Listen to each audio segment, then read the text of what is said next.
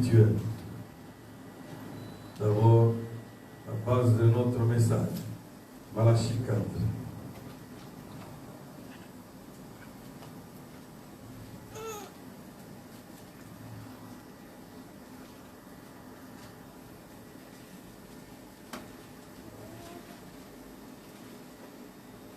Versets 5 et 6. Nous lisons au nom du Seigneur Jésus-Christ. Voici, je vous enverrai Élie le prophète, avant que le jour de l'Éternel arrive. C'est grand et redoutable.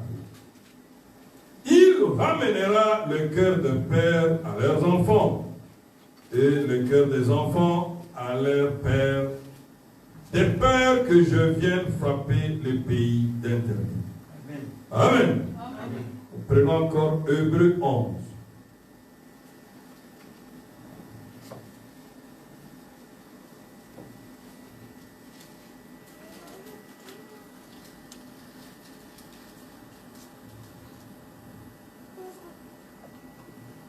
Malachie 4 nous ramène à la foi de nos pères apostoliques.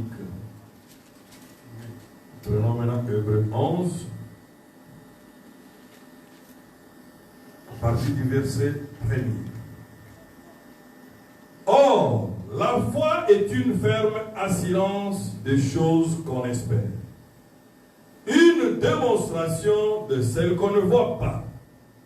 Pour l'avoir possédée, les anciens ont obtenu un témoignage favorable. C'est par la foi que nous reconnaissons que tout le monde a été formé par la parole de Dieu, en sorte que ce qu'on voit n'a pas été fait de choses visibles. 4. C'est par la foi qu'Abel offrit à Dieu un sacrifice excellent, que celui de Caïn, et c'est par elle qu'il fut déclaré juste, Dieu approuvant ses offrandes, et c'est par elle qu'il parle encore, quoique mort. C'est par la foi qu'Enoch fut enlevé, pour qu'il ne vit point la mort, et qu'il ne parut plus parce que Dieu l'avait enlevé.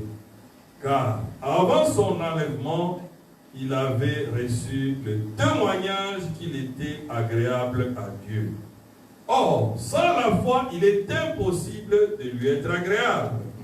Car il faut que celui qui s'approche de Dieu croie que Dieu existe et qu'il est le rémunérateur de ceux qui le cherchent.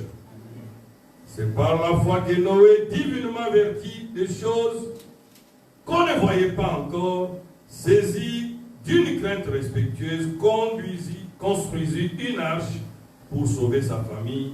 Et c'est par elle qu'il condamna le monde et devint héritier de la justice qui s'obtient par la foi. Oui, c'est par la foi qu'Abraham, lors de sa vocation, obéit et partit pour un lieu qu'il devait recevoir en héritage et qu'il partit sans savoir où il allait.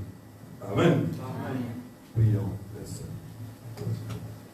Éternel Dieu Tout-Puissant, nous venons à ta présence, Seigneur. Nous savons que la foi, c'est la base même de notre chrétienté, Seigneur.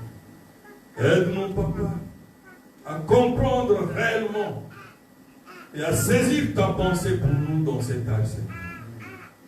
Car nous sommes tes enfants, nous ne comptons que sur toi. Descends, Seigneur, parle-moi et parle aussi à chacun de mes frères et mes soeurs qui sont venus, Seigneur. Ne laisse pas que nous puissions quitter en ces lieux sans saisir ta pensée pour nous ce matin. Descends. Ouais, nous, Seigneur, pour la juste cause. Au nom du Seigneur Jésus-Christ. Amen. Amen. Je vous assois. Alors, j'ai voulu qu'on puisse partager ensemble ce thème que j'ai intitulé « Comment recevoir la vraie foi chrétienne ?» ou le super sens. Amen. Alors, quand j'essaie de vérifier les Écritures, j'ai vu qu'il y a deux sortes de foi. il y a d'abord la foi chrétienne, qui est le fondement même de la vie chrétienne. Comme le prophète l'a représenté sur la statue de l'homme parfait. C'est la base même de notre vie. Parce que tu ne peux pas dire que tu es chrétien sans la foi. Amen. Amen. Ah, il y a aussi l'autre foi que le prophète appelle la foi intellectuelle. Je voudrais vraiment aller lentement pour que nous puissions faire la différence claire et nette sur ces deux choses.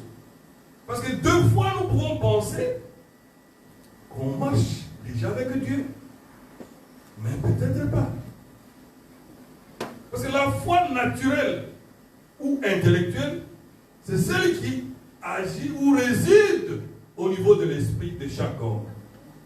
Et la foi naturelle est l'ensemble de principes ou lois naturelles qui font tourner le monde entier, tous les cosmos.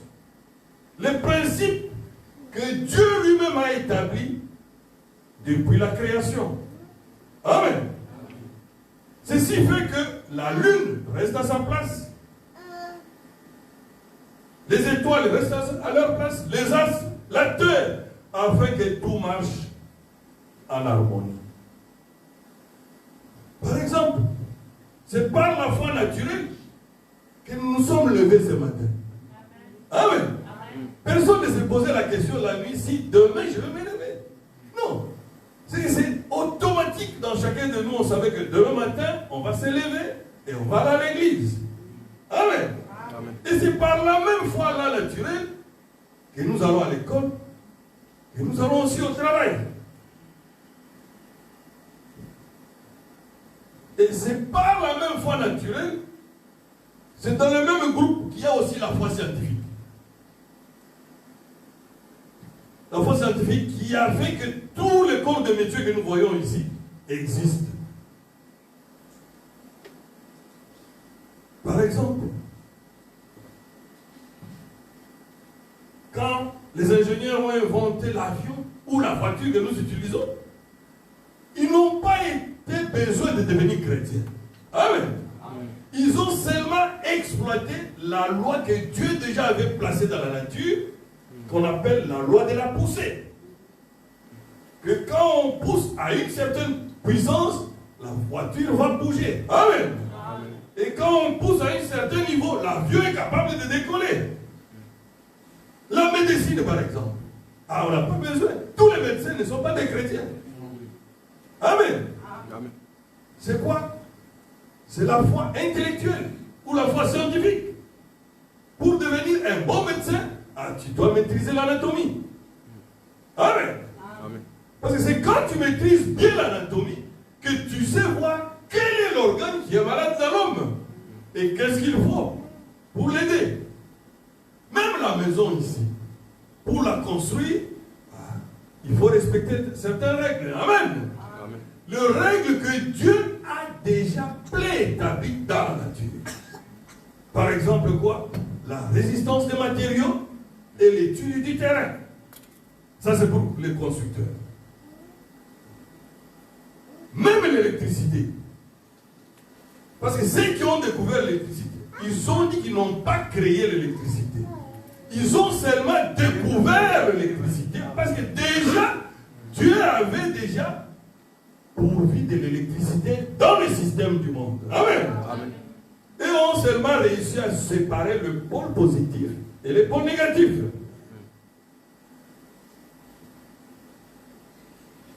En conclusion, c'est que toute personne qui vit sur cette terre a déjà la foi naturelle ou la foi scientifique ou intellectuelle.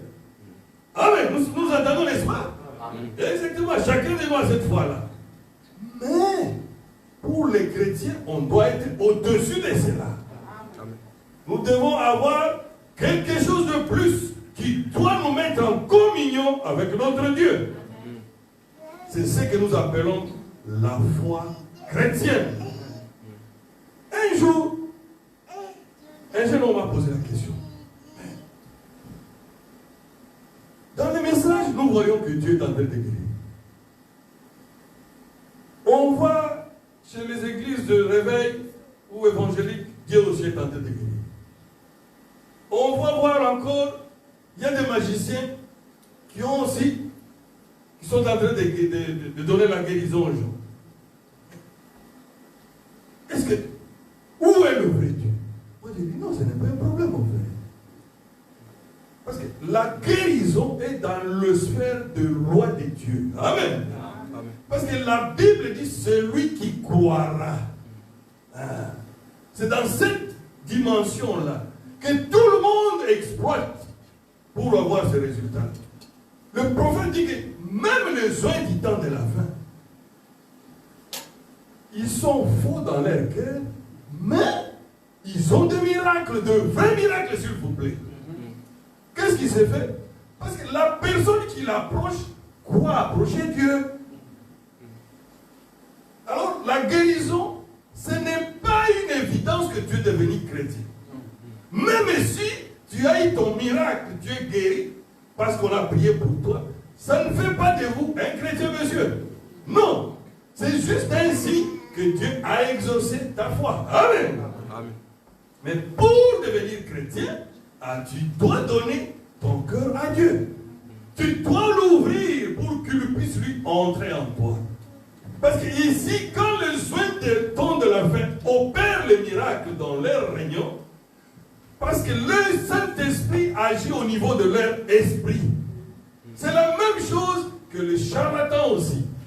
Vous voyez, quand les charlatans font des gymnastiques, ils mettent beaucoup de bizarreries, ils te disent enlève les souliers, ils mettent beaucoup de choses, tout ça. Qu'est-ce qu'ils font? Ils vous amènent seulement à ce que votre propre foi puisse monter. Et quand tu seras à sa présence, il te dit que tu es guéri. Et tu sors réellement guéri. Nous allons lire le prophète. Et moi aussi j'étais étonné. Il dit, oh, on va lire ça. Il a dit ça dans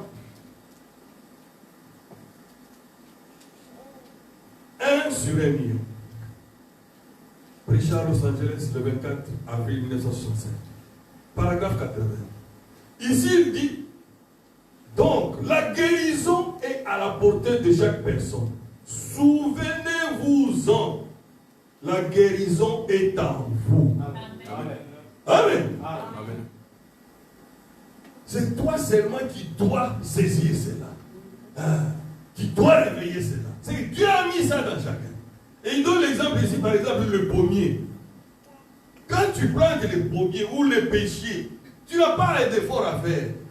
Tu dois seulement créer les conditions. C'est-à-dire arroser votre arbre fruitier à temps, selon la saison. Le pommier va produire quoi? Les pommes. Amen. C'est la même chose aussi.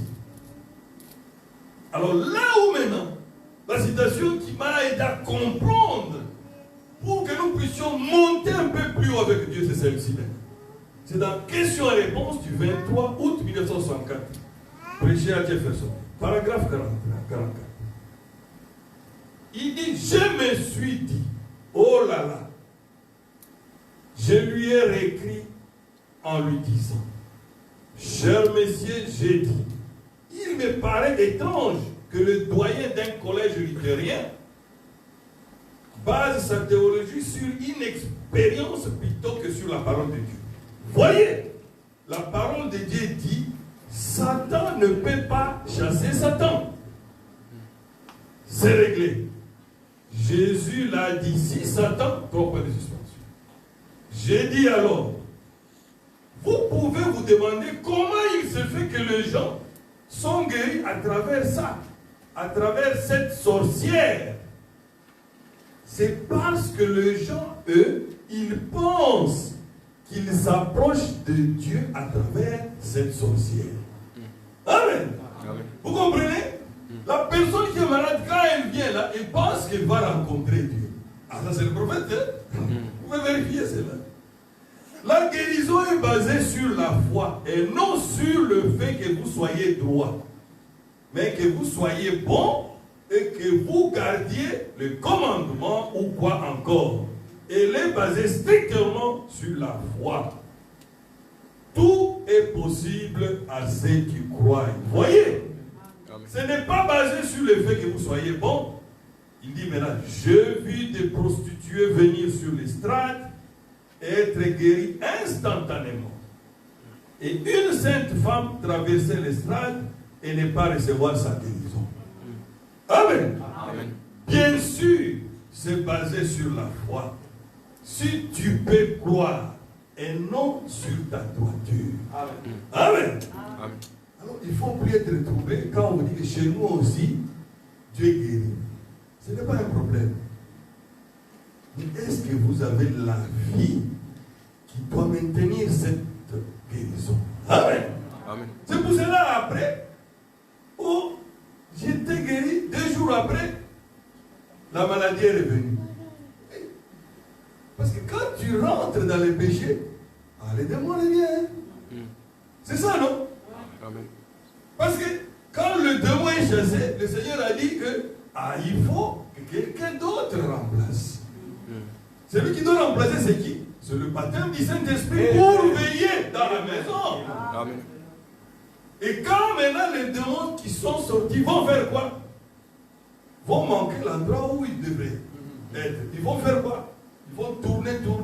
S'il revient, il trouve que le Saint-Esprit n'est pas encore là. Il dit qu'il va chercher 7 autres pour venir en toi. Et là, ta situation sera pire. Amen. Amen. Alors, le prophète dit aussi, pour confirmer que la foi intellectuelle existe, c'est dans les esprits séducteurs. Je voudrais vraiment qu'on aille lentement, même si je peux prendre 2 dimanches pour ça, je pense que c'est important. Pour que nous puissions faire la nette différence entre comment nous devons nous approcher de Dieu, comment ouvrir notre cœur. Ici, le prophète a vraiment bien détaillé cela. Les esprits séducteurs, prêchaient toujours à Jeffersonville, le 24 juillet 1957. Paragraphe 48 et 49. Il dit, bien des gens viennent à l'autel pour qu'on prie pour eux. Ils ont une foi intellectuelle. Ils confessent leurs péchés et adhèrent à l'Église avec par une foi intellectuelle. Ils y croient dans leur esprit. Amen. Maintenant, là où il dit, ils y croient dans leur esprit. Ils y croient parce qu'ils l'ont entendu. Et qu'ils y croient parce qu'ils savent que c'est la meilleure ligne de conduite. C'est que vous croyez que vous devez être chrétien parce que c'est la meilleure ligne de conduite. Non, monsieur. Nous ne prêchons pas la morale ici. Nous prêchons de la conversion de votre âme. Amen. Amen. Parce que c'est que tout le monde, toutes les religions du monde prêchent dehors. L'islam ou les bouddhistes, ils prêchent la morale. Mais la religion chrétienne veut que toi, tu ouvres ton âme. Tu ouvres ton cœur pour que Dieu puisse entrer en toi afin de devenir un avec toi. Amen. Amen. Je continue la lecture. Ils y croient parce qu'ils savent que c'est la meilleure ligne de conduite. Mais ce n'est pas ça ce que Dieu regarde. Il ne regarde pas à votre foi intellectuelle. 49.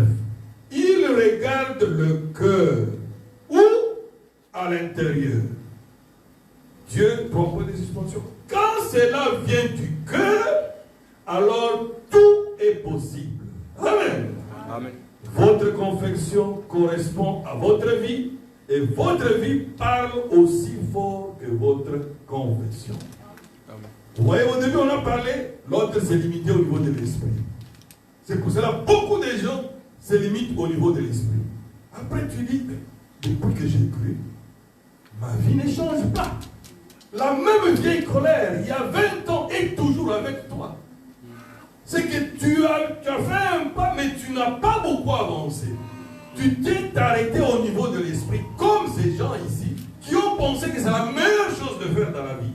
Mais tu as besoin de quoi?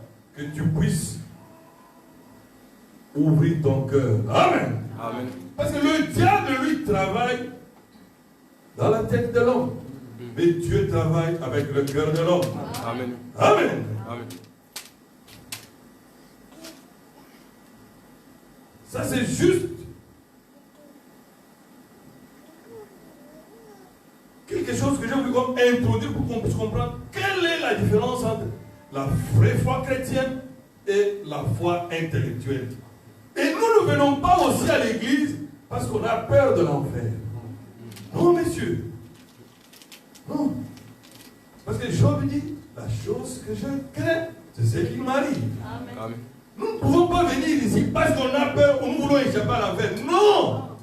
Nous venons dans une relation d'amour avec Dieu. Amen. Amen. Parce que c'est comme un couple qui est marié. L'homme ne prend pas une autre femme, pas parce qu'il a peur de sa femme. Non. C'est parce qu'il aime tellement sa femme qu'il ne veut pas que sa femme puisse souffrir. Alors c'est ça la relation de l'amour. Vice versa, la femme ne peut pas prendre un autre mari, pas parce qu'il a peur qu'elle puisse divorcer, mais il sait qu'il aime tellement son mari qu'il ne peut pas faire cela. C'est ça la relation avec Dieu que nous avons, notre époux. Amen. Amen. Maintenant, la vraie foi chrétienne, c'est quoi? Nous rentrons maintenant à ce qui nous concerne. Ou le super sens. Selon les dictionnaires bibliques, la foi est une forte assurance ou fondement sur les choses qu'on espère. La foi est une ferme conviction qui s'appuie sur Jésus-Christ, sur les choses invisibles et spirituelles. La foi établit un lien direct entre l'âme de l'homme et Dieu. Amen. Amen. Toutes les promesses et bénédictions que Dieu nous donne, nous les recevons par la foi. Amen. Comme nous venons de lire ça dans Hébreux 11.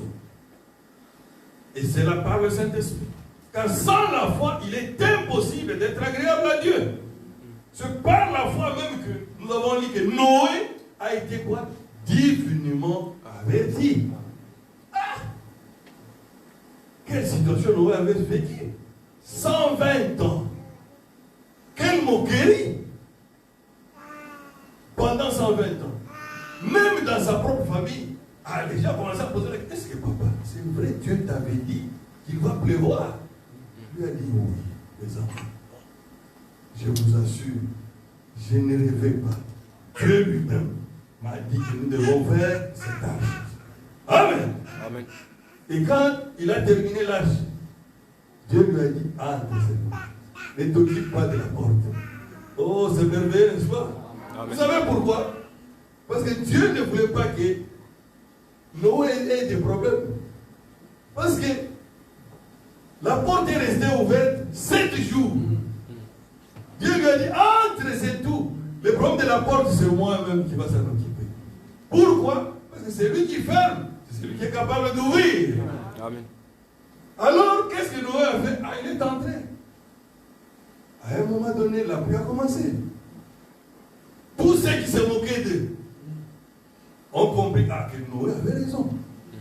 À ce moment-là, la porte était déjà fermée. Parce que si Noé, c'est lui qui avait fermé la porte, quand il allait voir sa belle famille en train de pleurer dehors, Noé allait faire quoi?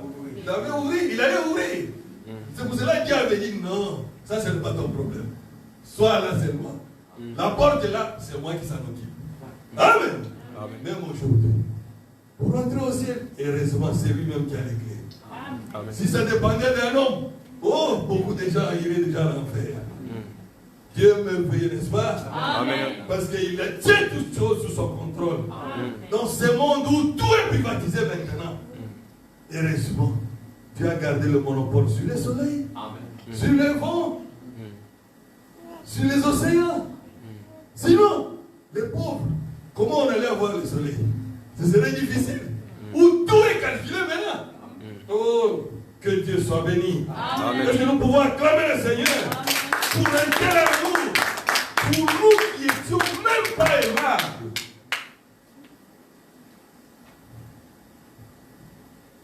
C'est par la foi que Noé avait lancé ce regard-là à l'invisible. Et c'est par la foi aussi Abraham lui-même. Abraham n'était pas un chrétien. Il était un idolâtre comme tout le monde. Mais il a écouté une voix différente qui a convaincu son âme.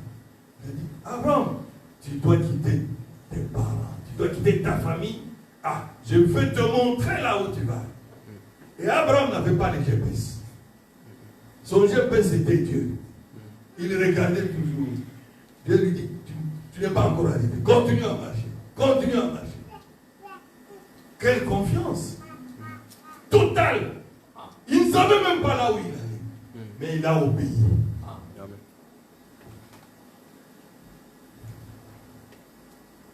Quand on a la foi en Jésus-Christ, c'est la confiance totale à chacune de ses promesses. Amen. Car Dieu est toujours fidèle. La foi est la base de toute notre chrétienté.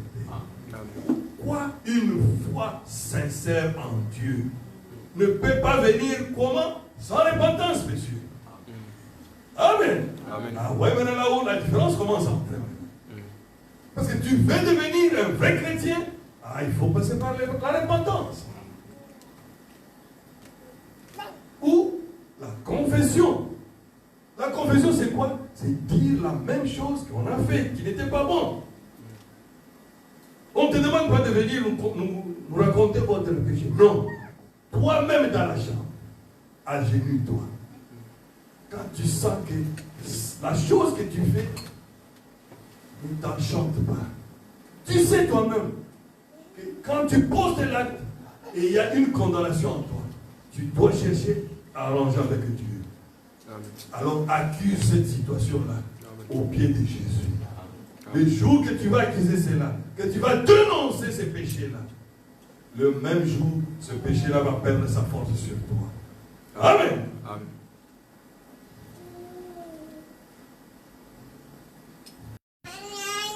C'est comme un agriculteur qui achète un terrain. Avant de planter, il doit préparer le terrain. C'est pas, tu as acheté le terrain aujourd'hui, tu n'as même pas encore enlevé les mauvaises herbes, tu commences à jeter les semences. Hein? Quel résultat tu auras? C'est comme ça avec Dieu aussi. Nous devons préparer le terrain. Nous devons nous repentir. Une bonne repentance est une mise en question de notre vie passée. Tu cherches en toi-même pour voir qu'est-ce qui a fait que j'ai perdu l'onction de Dieu. Amen. Amen. Qu'est-ce qui m'empêche de voir Dieu dans ma vie? Une bonne repentance s'obtient par le regret profond de notre vie passée. Sans une repentance sincère et honnête, c'est zéro. Amen. Amen. Aujourd'hui, tout le monde prie. Tout le monde a une Bible dehors. Mais qui est chrétien? C'est ça le problème. D'autres même pensent que c'est en gênant que tu vas devenir chrétien. Non. Tu ne peux pas devenir chrétien en gênant. Ou bien en criant, en pleurant. Ou d'autres même se font des incisions. Comme Luther, il avait escaladé le basilique Saint-Pierre à genoux, de bas jusqu'en haut, pensant que Dieu allait lui pardonner les péchés. Non, c'est faux. La bonne marche chrétienne commence par la repentance. Amen. Amen. Amen. Parce que c'est la repentance qui ouvre la voie de communication avec Dieu, qui va baliser la communication. Quand tu t'agenouilles, mais là, après s'être repenti, Dieu va écouter ta prière. Mais si tu te réponds et que tu sens que tu n'as pas toujours la paix, c'est que ta repentance n'est pas encore totale. Parce que dans ce domaine-là, on ne triche pas. Parce que si tu es sincère, tu sentiras à un moment donné la paix de Dieu descendre dans ton cœur. Ça, je ne raconte pas en l'air, c'est une vie vraie et vécue. Amen. Je suis passé par là et je sais ce que c'est. Parce que si tu commences par exemple, jeûne 5 jours, tu n'as pas compris que tu dois d'abord donner ta vie à Christ. dois crier, on doit gêner, on doit prier toute la nuit. Oh, monsieur, commence par les commencements. Tu dois d'abord chercher à voir qu'est-ce qui a fait que Dieu a rompu la communication avec toi. Parce que si tu commences seulement à gêner ou à prier sans d'abord arranger ou à pleurer, c'est comme si quelqu'un qui prend seulement le médicament, tu mets sur la plaie sale. Elle va continuer à s'infecter. Même si ce médicament est puissant, comment il faut d'abord nettoyer. C'est ça la repentance. Ça fait mal, mais ça donne la vie. Amen. Amen.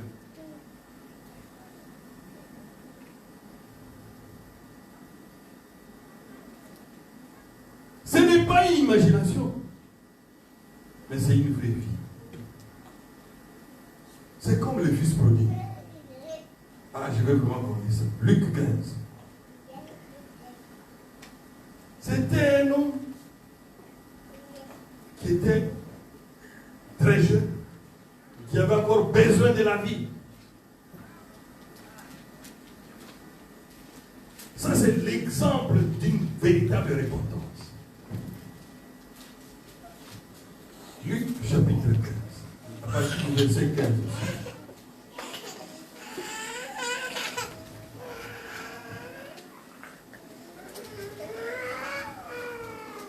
Parce que quand il a pris sa part, il est allé, vous connaissez l'histoire, il est allé commencer à vivre sa vie, à faire les débauches, et puis l'argent est fini. À partir du verset 15. Il alla se mettre au service d'un des habitants du pays, qui l'envoya dans ses champs garder les pourceaux. Il aurait bien voulu se rassasier des carouges que mangeaient les pourceaux, mais personne ne lui en donnait. 17. Étant rentré à lui-même, il s'est dit, combien de mercenaires ou combien de travailleurs chez mon père ont du pain en abondance, et moi, ici, je meurs de faim. Je m'élèverai. Voici maintenant la décision. Verset 18, que j'aime. Je me leverai, j'irai vers mon père, et je lui dirai, mon père, je péchais contre le ciel et contre toi. Je ne suis plus digne d'être appelé ton fils. Traite-moi comme l'un de tes mercenaires ou comme l'un de tes travailleurs. Et il s'éleva et alla vers son père. Comme il était encore loin, son père le vit et fut ému de compassion.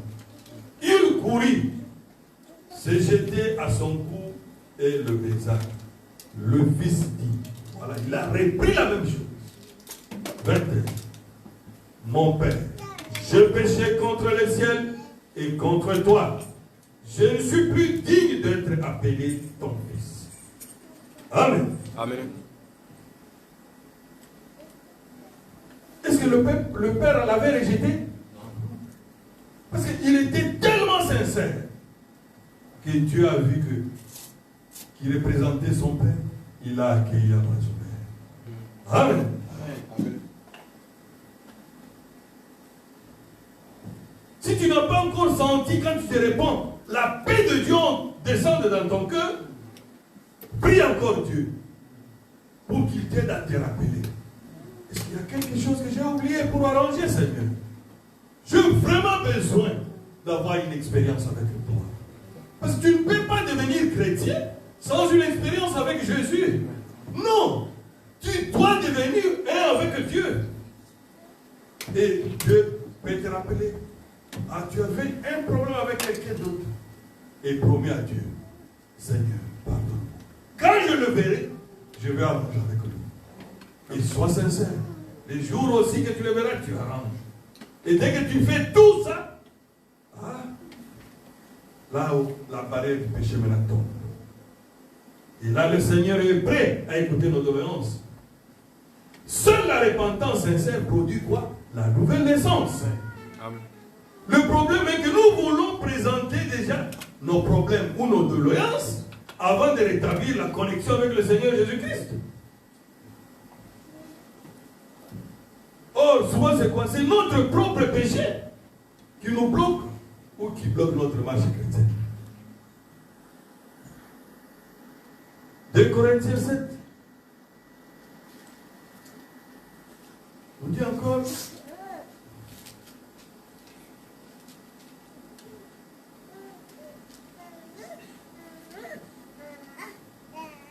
À partir du verset. Quoique je vous ai attristé par ma lettre, je ne m'en répands pas. Et si je m'en suis repenti, car je vois que cette lettre vous a attristé, bien que momentanément. Je me réjouis à cette heure, non pas de ce que vous avez été attristé, mais de ce que votre tristesse vous a porté à la repentance. Amen. Amen. Car vous avez été attristés selon Dieu, afin de ne recevoir de notre part aucun dommage. En effet, verset 10. La tristesse, selon Dieu, produit une repentance à salut dont on ne se répand jamais. Tandis que la tristesse du monde produit la mort. Amen. Amen. Et quand on se répand, on avance dans une condition vraiment de tristesse.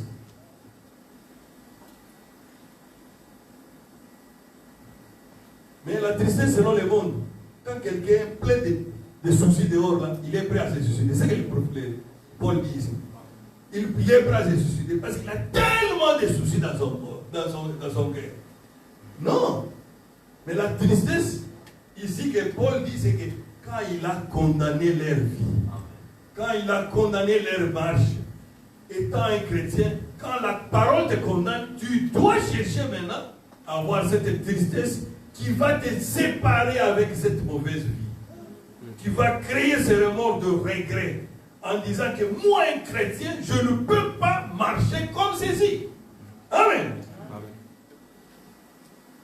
Parce que dans Matthieu 3, il dit produisez le fruit digne de la repentance. Tu as mal agi contre ton frère, contre ta sœur. Tu viens là pour te repentir. Oh frère, si j'ai mal fait, pardonne-moi seulement. Si j'ai mal fait, c'est le conditionnel. C'est que tu n'es pas sûr.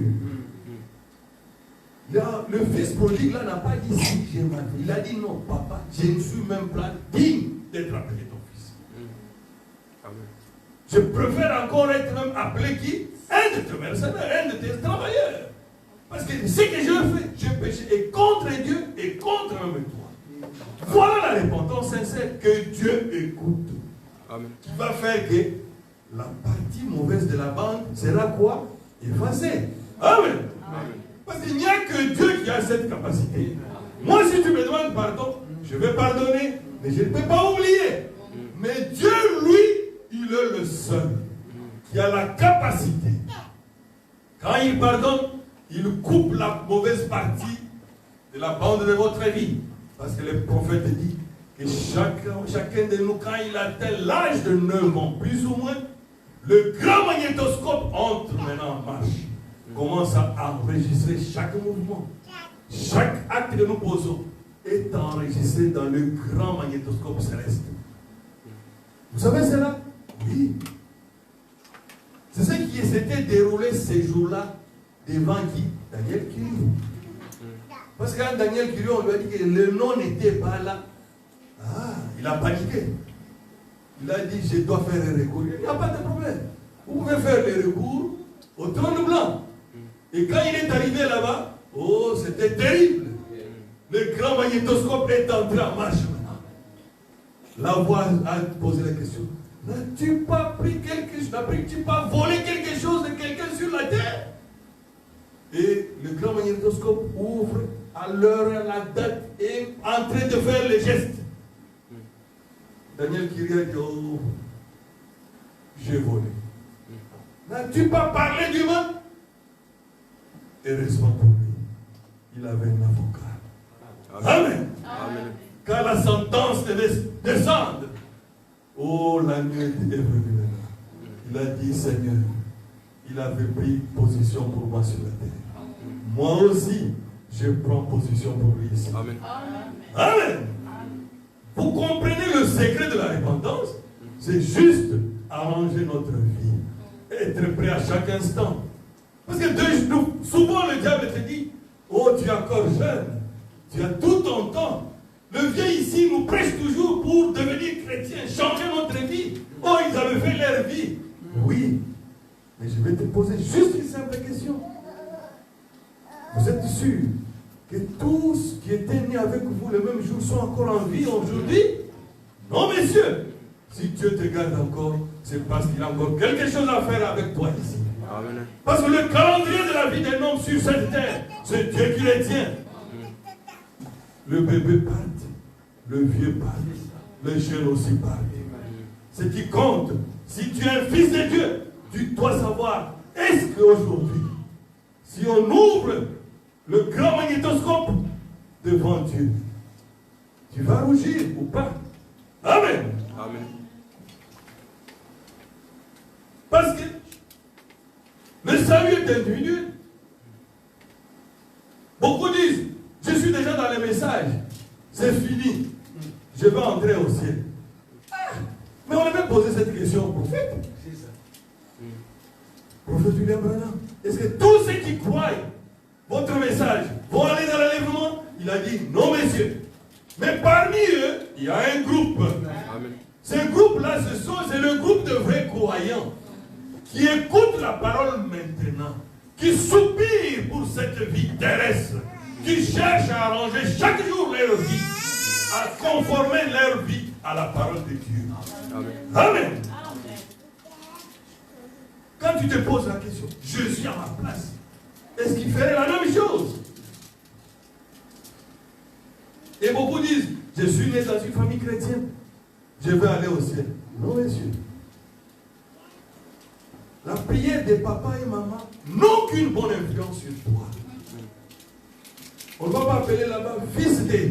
Non, non, chacun on l'appelle par son nom aussi. Dieu n'est pas un grand-père. Toi aussi ce matin, si tu es sincère, tu demandes à Dieu ce que tu veux, il te donnera. Amen. C'est ça notre Dieu. Il veut que toi aussi tu puisses entrer en communion avec lui. Mais pourquoi nous parlons de la repentance? C'est lui qui nous pousse à la repentance. Pourquoi il veut devenir un avec nous? Amen.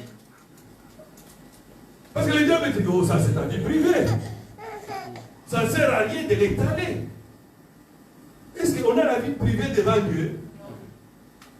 On n'a pas la vie privée devant Dieu. Et toi-même, tu n'as pas aussi ta vie privée. Tu sais que toi, tu connais ce que tu es. Mais Dieu a besoin que toi, tu puisses te repentir pour qu'il puisse devenir un avec toi. Devenir ton ami. Amen. Amen. Devenir ami de Dieu. Oh, c'est merveilleux d'être un ami de Dieu.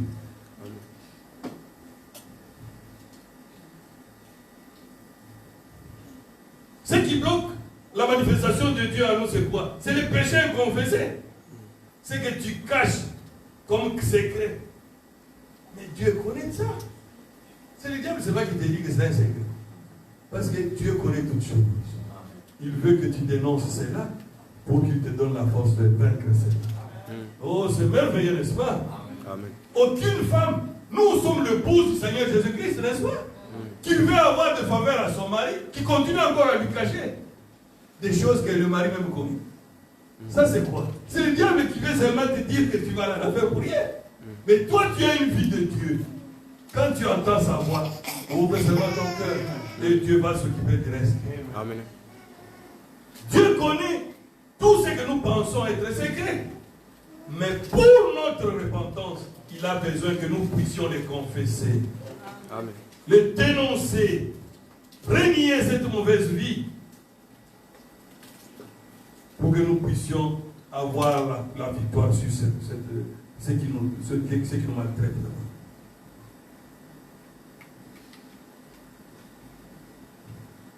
Parce que quand tu dénonces un péché, quand tu l'accuses dans ta chambre, à genoux devant Jésus, ce péché-là perd sa force. Amen. Et Dieu commence à te donner la force de vaincre cela. D'ailleurs, Dieu connaît toutes choses. qui était fait ces jours-là, quand les sacrificateurs Josué avaient péché. Le diable a couru pour aller l'accuser. Or, le sacrificateur Josué s'était déjà repenti. Et le diable vient, oh, je viens de le voir, il a fait ça. Non, le sacrificateur était sincère. Il s'est repenti. Et Dieu dit au diable, non, je ne vois rien. Amen. Amen. Qu'est-ce qu'il a dit? Quand tu es sincère, Dieu voit. Et le diable voit aussi. Et automatiquement, tu es sauvé de cette situation. Amen.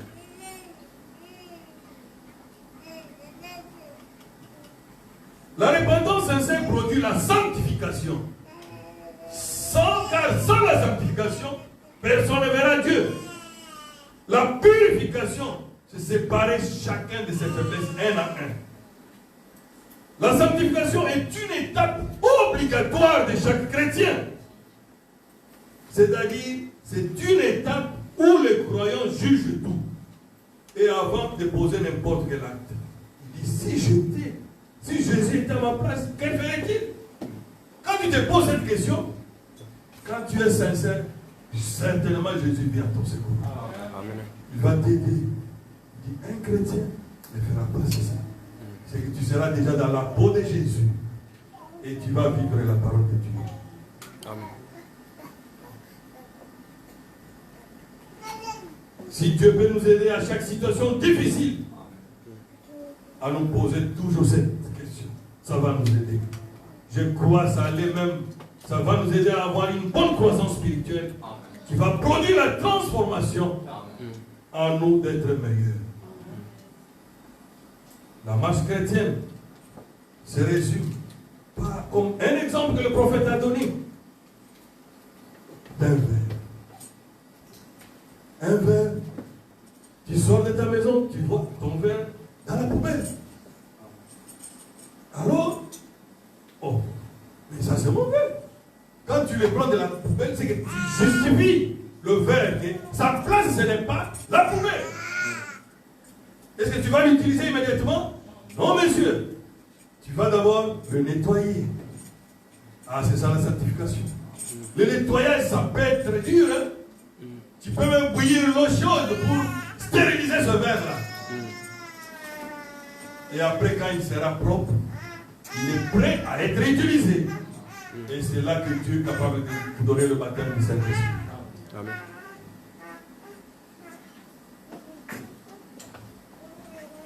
Tout commence par la repentance. Sincère. Puis vient la sanctification. Après, quand Dieu voit que tu es prêt, alors il vient te remplir du Saint-Esprit. Là, tu es scellé pour la vie. Chaque chrétien doit passer par ces trois étapes. Sinon, tu ne seras pas dans l'enlèvement, mon frère. Parce que dans la marche chrétienne, il n'y a pas de tricherie possible. Tu ne peux pas enjamber une étape, dire que tu vas aller au ciel. Non, monsieur. Pas de tricherie ou corruption ou raccourci. Il n'y en a pas.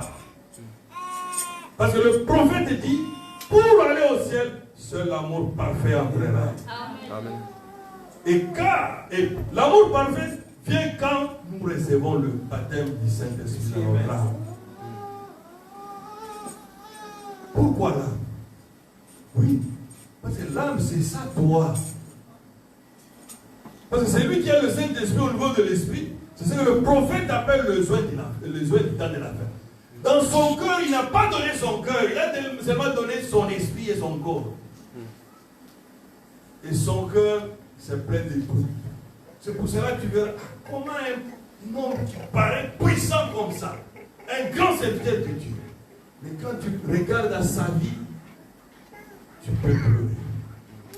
Pourquoi? C'est parce qu'il n'a pas donné son cœur à Dieu. Et l'âme n'a que la capacité de 5 sens. Soit c'est le doute, soit c'est la foi. Et la véritable foi entre dans l'âme. Amen. Qui va changer ta nature. Qui va faire que tu puisses avoir la nature divine en toi. Dieu t'attend, mon frère, ma soeur, pour que tu puisses faire le bon pas pour l'accepter comme Seigneur et Sauveur. pourquoi la repentance est si importante? Ah, nous allons lire. C'est écrit dans la Bible. C'est le prophète qui l'a dit dans la foi. Paragraphe 2. Ici, il parle de Jésus lui-même. Quand on l'avait crucifié, l'esprit était rentré au Père, le corps dans la tombe, et son âme est allée en enfer. Nous lisons ça. La foi, paragraphe 2, prêché le 13 août 1961. Or, vous savez, quand Jésus est mort sur la croix, son âme est descendue dans le séjour de mort, prêcher aux âmes qui étaient en prison, qui ne s'étaient pas repenties lorsque la patience s'est prolongée au jour de Noé. Son corps est allé dans le tombeau, mais avant de mourir, il a remis son esprit entre les mains de Dieu. Entre la main. Entre tes mains, je remets mon esprit. Alors, vous voyez, son esprit est allé vers Dieu, son âme est allée au séjour de mort et son corps est allé au tombeau. Il est allé prêcher ceux qui ne s'étaient pas repentis au temps de Noé. C'est que la clé de la vie chrétienne, c'est la repentance. Amen. Amen. C'est dans 1 Pierre 3, 18 à 20. Mon frère, ma soeur, tu dis que je suis chrétien. Je pars à l'église depuis 10 ans, 20 ans ou 30 ans. Mais je veux juste te dire que ce n'est pas le nombre d'années qui compte devant Dieu. Mais vérifie si tu as bien commencé la marche avec Dieu. Est-ce que tu avais bien commencé la marche avec Dieu? Peut-être on t'avait seulement invité et tu es venu à l'église. C'est qu'il y a une bonne chose. Mais si tu étais venu comme un invité, mais aujourd'hui Dieu veut que tu puisses commencer à marcher avec lui. Amen. Parce que tu peux faire 30 ans dans l'église. Je vais juste te dire que ce n'est pas le nombre d'années. Mais vérifie si tu as bien commencé. Car si tu vois que ta vie spirituelle est statique, parce que chacun de nous a les tableaux de bord, tu vérifies comment je marche avec Dieu. Est-ce que ta vie monte ou bien tu es en train de descendre? La vie chrétienne, elle n'est pas statique, elle n'est pas stationnaire. Non. Chaque jour, tu dois avancer avec Dieu. Tu dois faire un pas avec Jésus, dans le bon sens. Mais si tu vérifies, tu as encore les mêmes réactions, les mêmes impulsions, la même vieille colère. Tu aimes voir encore les choses mauvaises qui te suivent. Tu n'as pas besoin qu'on te dise que tu n'as jamais été chrétien. Mais j'ai une bonne nouvelle ce matin pour toi. La porte est encore ouverte. Amen. Amen. Amen. On n'est pas aussi dans une course. Si aujourd'hui tu es seulement sincère, tu commences à poser la course. Il va écouter ta prière. Amen. Amen. On n'est pas dans une course. On n'a pas besoin d'avoir honte aussi. Non. On a besoin d'être en communion avec Dieu. Parce qu'à quoi sert à un homme de gagner le monde entier et de perdre son âme? Le dimanche passé, on avait vu sur le duel de la Fatouma, n'est-ce pas? On n'a pas moyen d'échapper ça. Même si tu veux aller en enfer, il y a un prix à payer pour aller en enfer. Ce n'est pas gratuit d'aller en enfer. Non, ça n'existe pas. Pour entrer dans la boîte de nuit, tu dois payer. Pour prendre une prostituée, tu dois payer. Pour prendre l'alcool, tu dois payer. Tout ça, tu dois payer pour aller en enfer. Mais pour aller au ciel, c'est gratuit. C'est sans prix et sans argent. Amen. Tu as besoin seulement de ton cœur. Amen. Dès que tu ouvres sincèrement, il va accepter. Il va écouter ta parole. Et tu deviendras effectivement une fille de Dieu. Tu seras toi-même, tu sauras toi-même que tu as changé. Amen. Tu auras un véritable témoignage déjà toi-même. Tu sauras qu'avant tu étais comme ça. Aujourd'hui je suis déjà comme ça. Amen. Amen. Amen. C'est ça, un chrétien. C'est comme cette femme-là qui avait dit au prophète. Il a dit, le bien que je veux faire. Non, je suis certain d'une chose. Je suis plus ce que j'étais. Je ne suis pas encore devenu ce que je dois être. Mais une chose est certaine, je suis plus ce que j'étais. Amen. Amen. Je suis déjà quelque part. Amen. Ou en marche avec Jésus. Amen. Amen. Parce qu'on est en marche pour la perfection. En allant vers Dieu, avec Dieu. Ça ne sert à rien. Tu n'échapperas pas. Et pour aller en enfer, il y a les douleurs d'enfantement. Et pour aller au ciel, il y a aussi les douleurs d'enfantement. Tu dois savoir que tu dois passer par là pour avoir une nouvelle vie. Une vie chrétienne. Amen.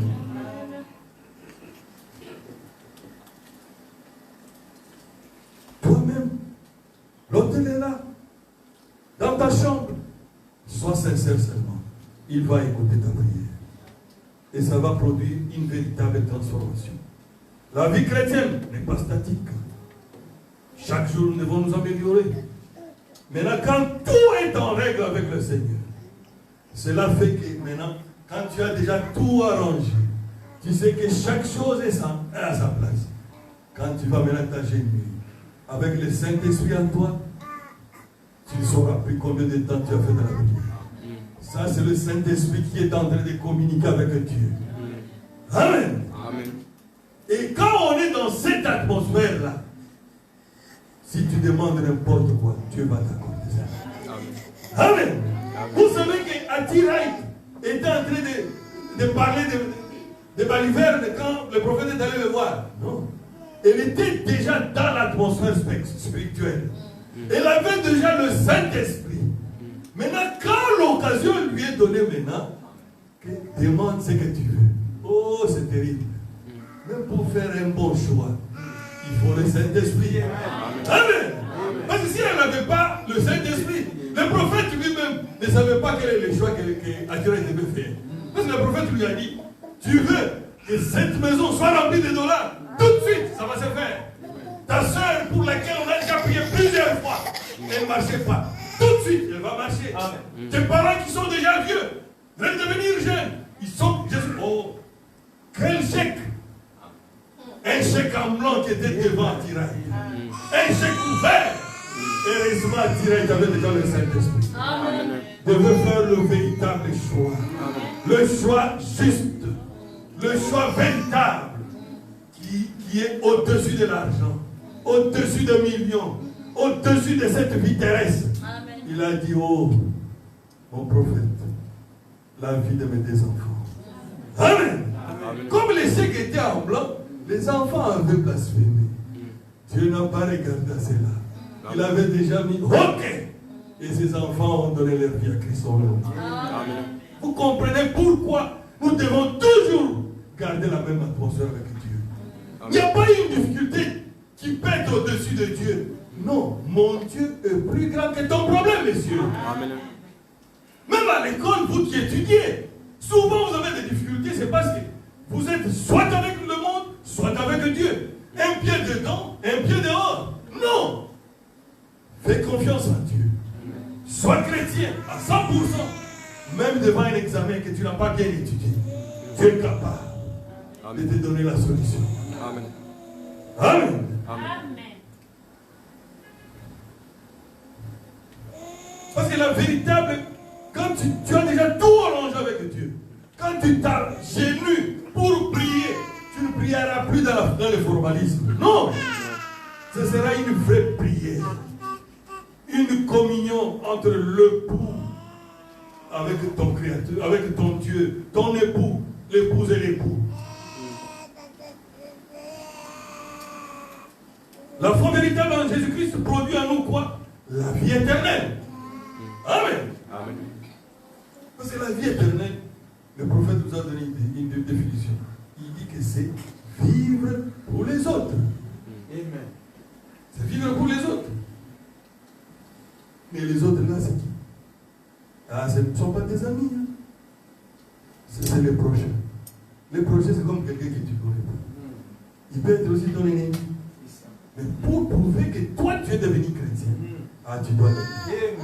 Et quand tu l'aimes, alors tu deviens effectivement un chrétien. Amen.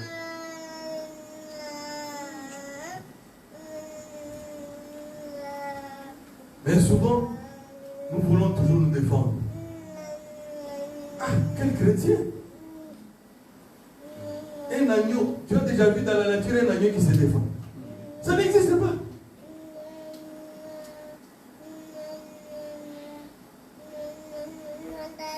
Quand quelqu'un te dit du mal, tu es prêt aussi à réagir. Quel chrétien! Mais nous avons un spécimen d'un véritable chrétien. Pas Jésus. Non, après Jésus. Qui? Étienne. Quel est le mal que quelqu'un peut te faire sur cette terre? Le plus grand mal. Ce n'est pas de tuer. C'est ça. Si quelqu'un peut te tuer, c'est le plus grand mal qu'il peut te faire. Et il était devant ses bourreaux. Il n'a pas dit, Seigneur, tue mes bourreaux. Non. Il a dit, n'impute pas. Ne leur impute pas ses péchés. Pardon. Amen. Amen. C'est ça le vrai modèle d'un chrétien, d'un véritable chrétien. Car le grand modèle, c'est le Seigneur Jésus-Christ, qui est l'ami fidèle. Parce que si tu regardes encore à ton semblable pensant que tu es plus chrétien, ou le dépasses, c'est la preuve même que tu n'as pas encore reçu le Saint-Esprit de Dieu. Car celui qui a reçu le Saint-Esprit est comme Christ humble. Amen. Amen. Mais souvent maintenant, surtout quand les frères là tombent, c'est fini. Lui vraiment, il va seulement aller en enfer. Quelle pensée! Le prophète a dit, quand il a visité l'enfer, même à ton pire ennemi, tu ne peux pas souhaiter qu'il puisse aller à cet endroit. Mais quel chrétien nous sommes aujourd'hui? On est même content de propager le mal que quelqu'un a fait. On pense qu'on est en train de faire. Oh, je ne critique pas. Je dis seulement la vérité. Qui t'a établi rapporteur, monsieur? Quand ce n'est pas bien, ne parle pas. Tu es un chrétien, tu n'es pas une poubelle pour écouter n'importe quoi. Non. Garde ton âme, plus que toute chose, pour garder ton onction. Garder ta communication avec ton Dieu. Amen. Amen.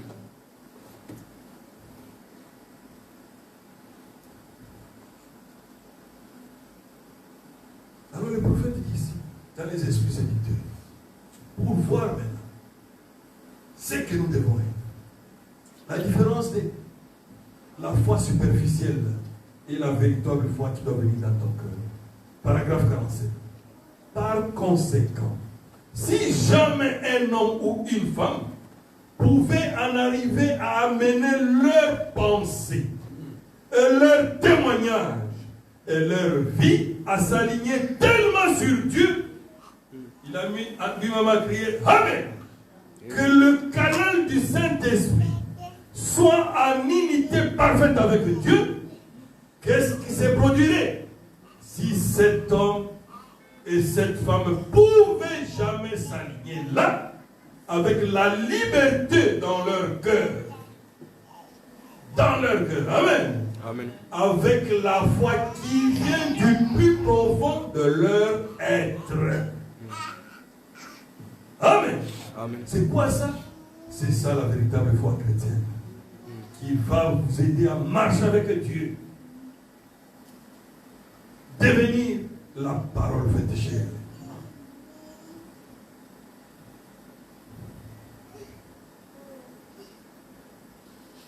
Nous ne voulons pas une foi qui nous limite à une morale. Non.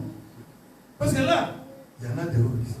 Même les gens qui ne prient pas ont une bonne vie, ont une bonne morale. Non, mais ce n'est pas ça que nous avons besoin. Nous avons besoin de devenir amis de Dieu. Amen. Et cela n'est possible que quand nous ouvrons notre cœur, quand nous nous abandonnons totalement à lui.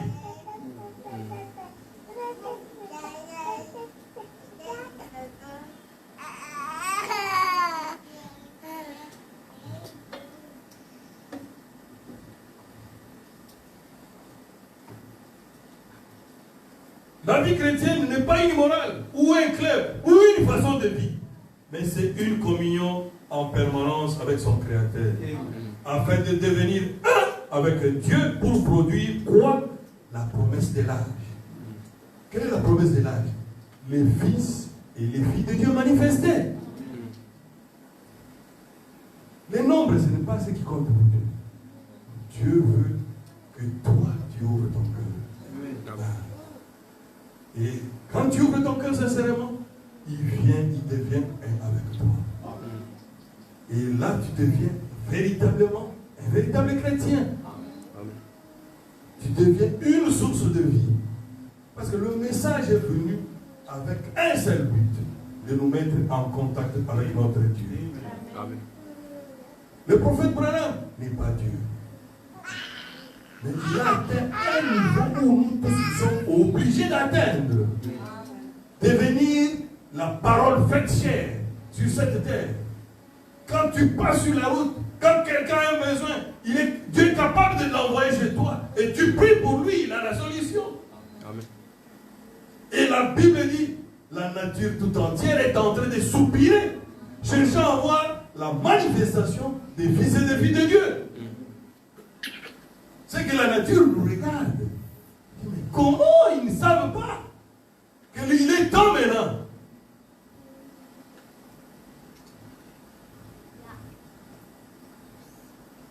Le prophète, dans le respect, paragraphe 56, du 15 octobre 1961, il dit: vous ne pouvez faire que deux choses, ou accepter la miséricorde, ou recevoir le jugement. Vous devez accepter l'un ou l'autre. C'est là que nous nous trouvons ce soir ou ce matin, comme nous prêchons ici. Ou bien nous acceptons la miséricorde de Dieu, ou bien nous passons par son jugement. Il n'y a pas moyen de contourner cela. Dieu prévoit toujours un moyen d'y échapper pour ceux qui le désirent. Amen. Bientôt il y aura la grande tribulation. Mais Dieu a pourvu deux moyens pour qu'on puisse s'échapper pour ses enfants. C'est pour cela qu'il a envoyé le message de William Branham. Il a dit: avant le grand heure total, j'enverrai Élie le prophète. Amen. Amen. Qui doit nous ramener à la foi de nos pères apostoliques, la foi de la repentance, la foi que Pierre avait prêchée ces jours-là. Répentez et soyez baptisés au nom du Seigneur Jésus-Christ.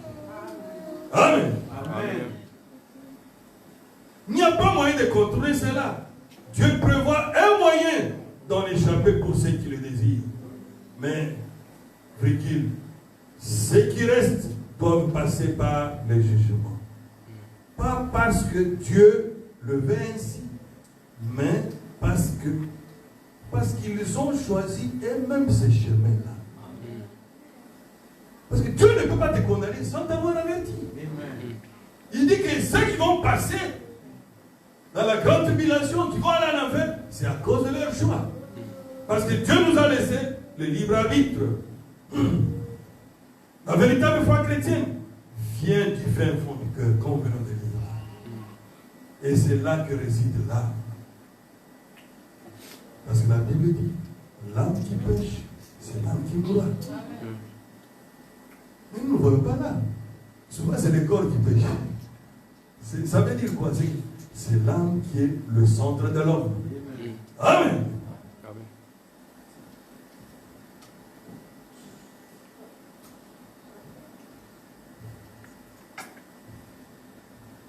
Parce que quand tu doutes, oh c'est vrai, tu peux sembler être chrétien, mais les jours de l'épreuve, c'est là que tout se fait voir. Parce qu'on peut imiter le christianisme jusqu'à 99%.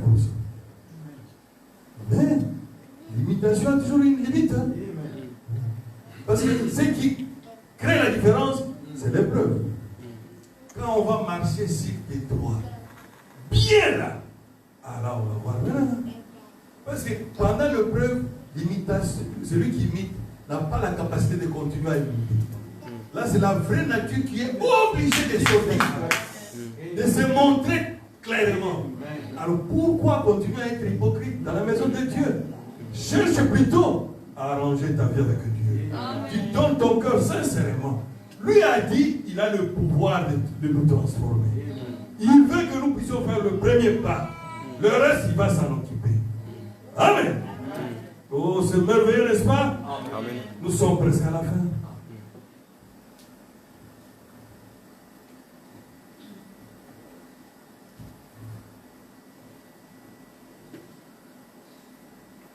Une prostituée peut avoir au niveau de son esprit la foi à une prière d'un homme de Dieu. C'est ce que le prophète a dit.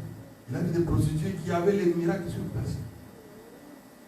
Mais si cette prostituée ne se répand pas pour donner son âme à Christ, c'est fini. Les démons vont revenir. Effectivement. Et puis, ce sera inutile. Mais Dieu veut que nous puissions avoir une foi qui nous donne la vie éternelle. Parce que la vie éternelle, c'est le but même pour lequel nous sommes venus sur cette terre. Dieu a permis que nous puissions contourner notre théophanie afin de devenir des fils et des filles de Dieu manifestés. Amen.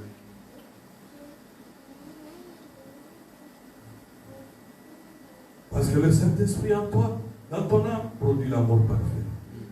D'ailleurs, même la science a confirmé que seul le cœur de l'homme a un compartiment vide, où le sang ne passe pas. Et le prophète a dit que c'est là où réside l'âme. Ce message est vrai, mon frère. Ce message est vrai. Dieu veut que toi, tu ouvres ton cœur pour que lui puisse entrer. Et que toi, tu deviennes comme lui. Parce que le diable, lui, utilise quoi? Le raisonnement, la tête. Mais la vie ne suit pas. Mais tandis que Dieu, lui, travaille avec le cœur de l'homme. Lui habite dans le cœur de l'homme. Et ta vie va changer. Tu deviendras une nouvelle créature. Tu deviendras une personne nouvelle. Et le vrai témoin, le premier témoin, ça sera toi. On n'a pas besoin de la foi d'être comme une morale, comme toutes les églises que nous connaissons.